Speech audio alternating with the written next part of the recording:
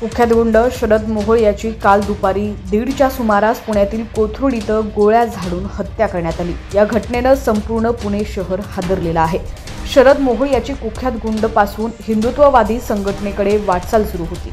शरद मोहोळ हे नाव पूर्णपणे शहरात प्रसिद्ध चालत होतं, मात्र त्याचा काल दिवसाढवळ्या खून करण्यात आला।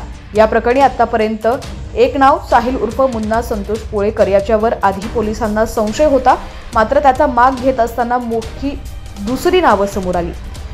पुणे पोलिसांनी शरद मोहोळ खून प्रकरणाचा तपास करत असताना 8 आरोपींना ताब्यात घेतले। यामध्ये संतोष पोळेकर आणि त्याचे साथीदार आणि मास्टरमाइंड नामदेव पप्पू कानगुडे उर्फ मामा याला देखील अटक करण्यात आली आहे। ही हत्या शरद मोहोळ सोबत असलेल्या पैशांच्या आणि जमिनीच्या वादातून झाली आहे।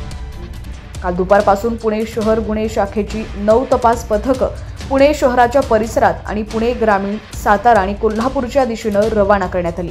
त्या दरम्यान पुणे सातारा रोडवर किटवी शिरवळ दरम्यान तपासात निष्पन्न झालेल्या संशयित स्विफ्ट गाडीचा पाठलाग करून 8 आरोपी, 3 पिस्तूल, 3 मॅगझीन, 5 राऊंड आणि 2 चारचाकी गाड्या ताब्यात घेण्यात आलेल्या आहेत। या प्रकरणी पुढील तपास सुरूच आहे। पैशांच्या वादावरून आणि जमिनीच्या वादातून या 8 जणांनी मिळून शरद मोहोळच्या हत्येचा कट रचला होता। लग्नाच्या वाढदिवसा दिवशीच त्यांनी मोहोळचा काटा काढण्याचं ठरवलं होतं।